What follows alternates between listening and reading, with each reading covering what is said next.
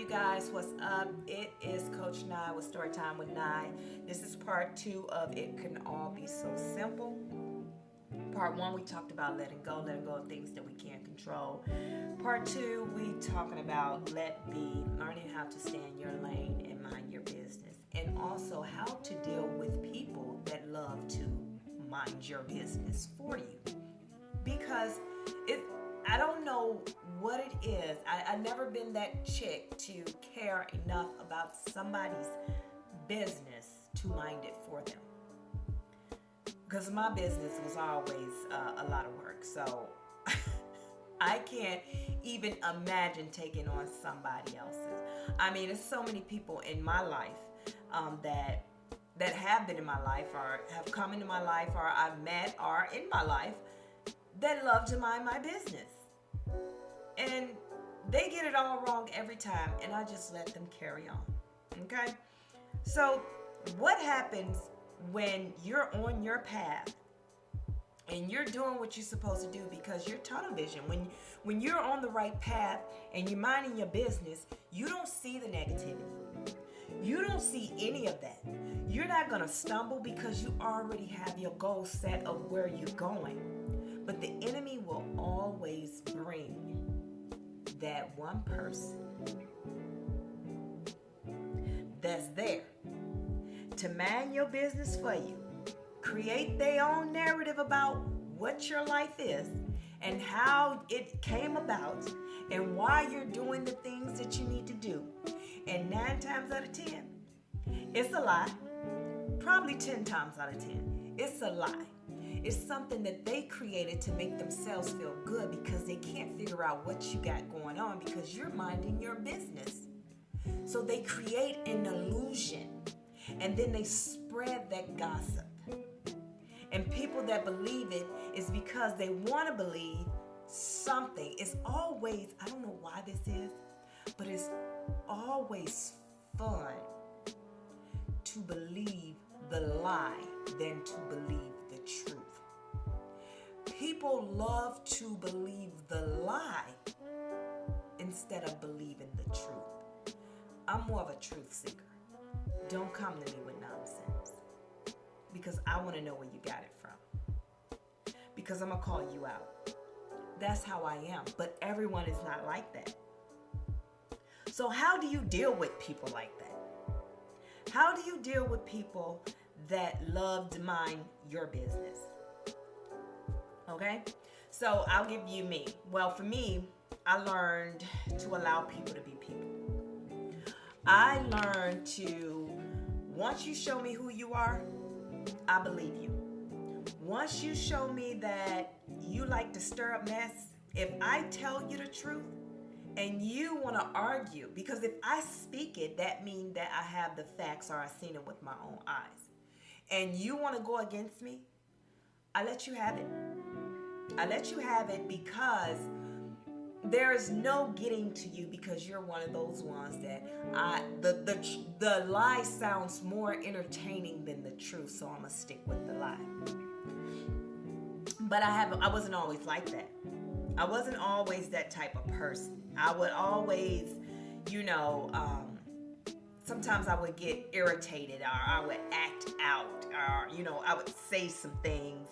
Or I would give them a pass like, oh, well, I see the potential in this person, so maybe I'll keep them around. But now I got older and all the stuff I've been through, I'm like, no, we're not doing that. Just get out of my face. I'm not doing it. I've always been a no-nonsense type of chick anyway. And, I've always showed up in my true, authentic self. I never tried to be fake. And because people didn't understand me and didn't know me, they thought I was being fake.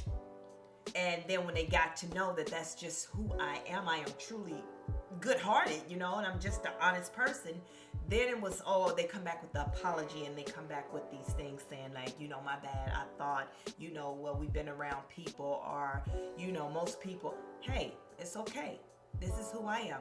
But what I do is now I set up boundaries because disrespect is something I don't take because I stay in my lane. And disrespect, I do not do well with disrespect because I was always taught to always respect the next man or woman and until you're disrespected. And when you're disrespected, now you need to consider how you're going to handle the situation. Well, how I used to handle the situation before, trust me, I have grown. So now I handle it with grace. And I give you a pass, but I give you a pass with boundaries, because I'm gonna nip it in the bud, and it's no hard feelings, but that's just it. You will never be able to have a conversation with me ever again. I don't, that's just me. You can do it in any kind of way you want to do it. I've gotten older, and I learned how to, in situations that's negative, I learned to transmute them into a positive outcome, because I don't like the arguing. I don't like to fight. I just don't like the high pitchedness. My voice get raspy. I don't like it. It's very unattractive to see two women, or a woman and a man, just arguing or just going back and forth. Is very unattractive, and I don't like it. But that's just something how I do, and I've always kind of been that way, Now, it was moments in my life that I would go head to toe with you. I would fight. Yes, I would. I would fight. I'm just out there. But now, as I have grown and I've gotten closer in my relationship with God, and learning to love myself like the queen that I should have always been loving myself as and seeing myself as, I put away those childish thinking that I have to put my hands on you or curse you out to get my point across. Now, I just have a conversation, or I don't. I just end it and just take my emotions away. Like, you can't get any of my emotions. I'm not even going to have a conversation with you. You can't, no, I'm not giving you any emotion. That's how you disrupt what they call a narcissistic person. You stop talking, and don't give no emotion. Going about your business, because you're minding your business. They chose to come mind your business for you, right? And also too, with that, I also learned that I had to think about my children, how my actions could affect my children, the family business, our finances, and other things, other actions that started to come, it caused me to stop being so aggressive. I became less aggressive till I got to the point that I learned how to deal with people with love, and that being my natural reaction.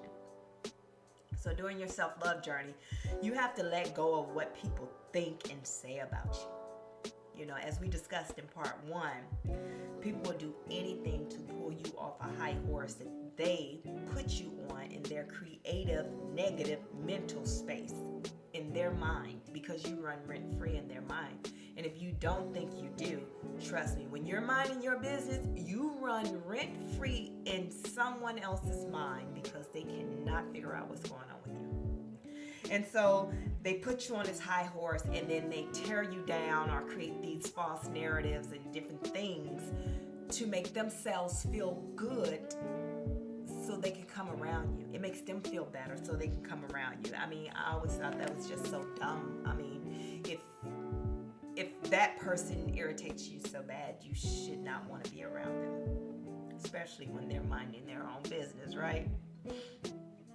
So when you're starting to heal, you have to learn to protect your energy at all times. For me, no matter if I talk to a person, don't talk to a person, as we talked about, you run rent free in their mind, and that's fine. The whole time while people are attacking me because I'm minding my business, I'm having more conversation with God, trying to figure out what's the next step. Asking God, like, what does the right next step look like, God? I'm waiting on Him versus waiting on the enemy to disrupt my path. So I walk in my path and stand in my lane that God, listen, walking in the path and stand on my lane that God created for me. God created for me.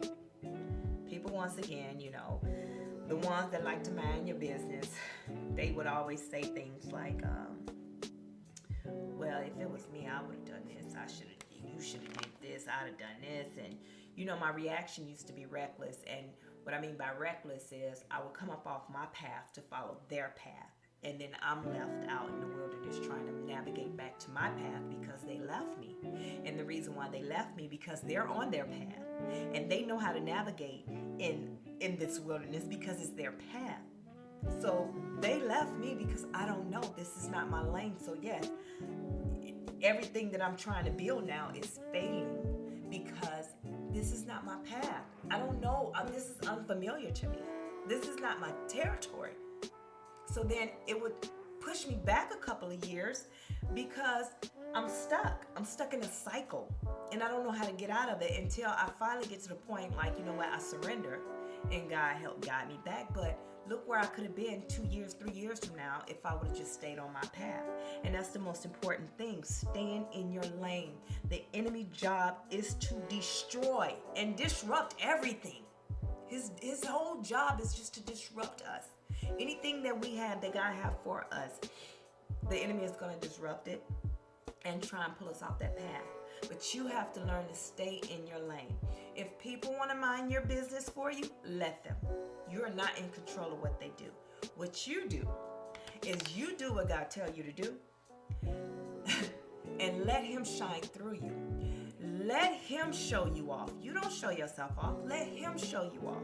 Because those same people that's standing down there looking up at you now while you're feasting at your table, they're either going to, and some may even come to you and say, well, how you doing? Because I want to learn, and be genuine. And some are still just going to create a negative narrative about you, and that's okay. But you don't come off your throne to get down there to address them, to explain to them how you got where you needed to get, and how did you do it? That's not your job. Your job is to heal, do what you're supposed to do, carry on with your mission, and let God do the rest. So we're going to close out here. And if you haven't purchased your Trinity Walk to Self-Love journal, please use the link and get your journal. And if you're new to this platform, this is your first time tuning in, thank you so much. I ask that you continue to follow and share. And for the ones that's been following and sharing, thank you so much for tuning in. I ask that you continue to follow and share as well, okay? And as always, if no one told you today, I'm going to tell you I love you and I'm proud of you. This is your journey. You can do it. We are a team. This is where we have an honest, true conversation, okay? And we help each other. This platform is nothing but love. We will just push the agenda of love, love, love, motivate each other. When you listen to us or when you walk away, I want you to feel good. I want you to feel love. I want you to embrace that, okay? So remember to pour into yourself, then pour into others. Love you guys. Bye.